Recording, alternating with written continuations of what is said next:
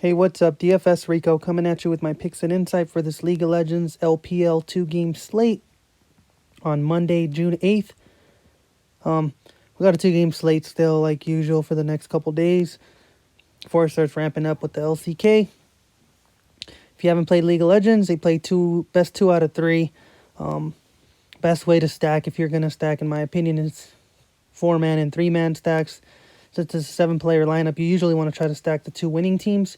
Usually it's what's going to increase your chances of winning, because usually the winning teams correlates with points and kills and assists and objective control. So that's usually what the winning team will be doing. But sometimes you'll have your outliers, like once in a blue moon.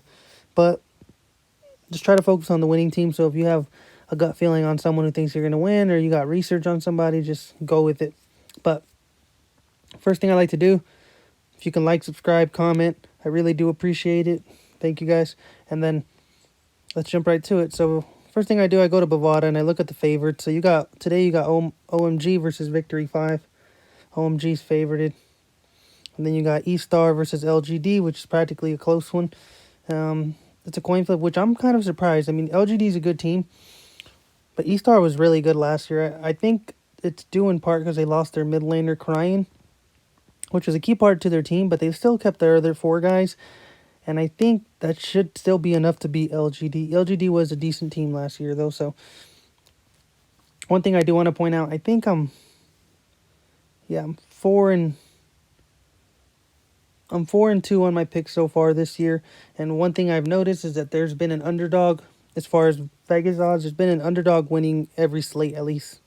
I mean, I know you can't just assume every day there's going to be an underdog winning, but just a stat to throw out there might be a good thing to take a shot on one of these underdog teams. If I do, I'll probably take it on Victory 5. I know they weren't the best team last season. OMG didn't look that good either against whoever they played. I forgot who they played on their first game, but they did not look too good. They got 2-0'd. I just didn't like what they were doing. They've been struggling since the end of last season as well. Victory 5 came in hot. I mean, I know they played Dominus Esports. It wasn't the greatest team, but they came out and looked fresh, and they looked ready to go. They were aggressive both games that they played. So if you want to take a chance, I could see me taking a chance on Victory 5 for sure, because I think other people will take a chance on the LGD Gaming and E-Star one. So Victory 5 might make you completely different. Personally, I am going to be playing E-Star and Victory 5 today, just to be a little different. Those are my 2 picks to win today. And priority-wise, I would probably put them E-Star, Victory 5, LGD, and then OMG. Well, let's go to the starting lineups. You got your starting lineups over here on Kenzie's Twitter. Always posts up the lineups. Here's your starting lineups. It looks the same from their first games this season. They both have played 1 game this season. Then this one, these 2 haven't played any. Looks like they got a change in the top lane. That's really about it, though. And then for LGD, and then the mid laner for E-Star changed to Fenfen. And Fenfen's not a bad player, but he's not Crying, as we all know. Crying was huge last season. Let's jump right to it. Since I am going to be picking a lot of them, E-Star and V5 players, just due to the part that I think they're going to win. And like I mentioned, you want the winning guys on your team. I don't mind playing Zhao Bai. These E-Star guys have really huge upside. So I don't mind playing Zhao Bai. That's usually the place where I fill out my lineup, though, top and support. So I'm not really going to be prioritizing anybody too much. But Zhao Bai, I think the E-Star players all have the highest upside on the slate for sure. Other than in the jungle position, I mean, you got Wei. Hacker's all right. But Peanut's where it's really at if you are going to be playing an underdog. If you're going to be playing LGD, Peanut's where you're going to want to start. It all starts with him. If he's playing well, the team just feeds off of him. Same thing with Wei. Wei, though, huge upside, 115 points right there. 100+ point upside when he's performing really well. He leads the slate, I believe, in assists per match with 24.5 assists per match. Doesn't get as many kills, obviously, because he's a jungler, but does put a lot of pressure on the map. So if I am going to be playing E-Star, that's someone who I want to make sure I surround my lineup with.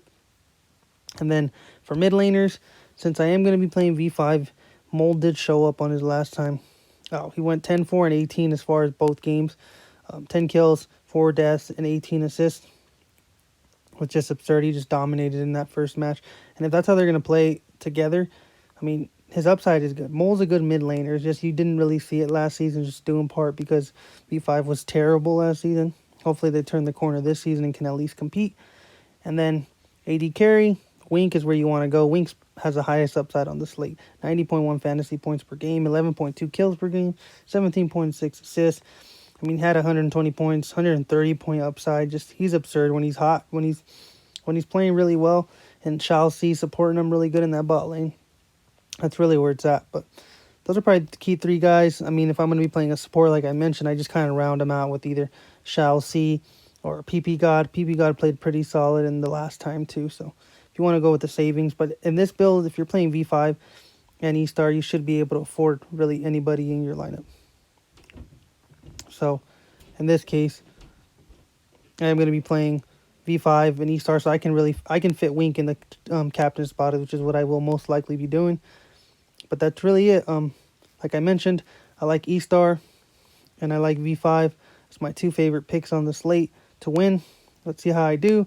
So underdogs are 3-3. And then favorites, underdogs are 3-3, and so far my picks I am 4-2. We'll be putting that in the description as well. Thanks for watching. I really do appreciate it. Thank you. Quick short video.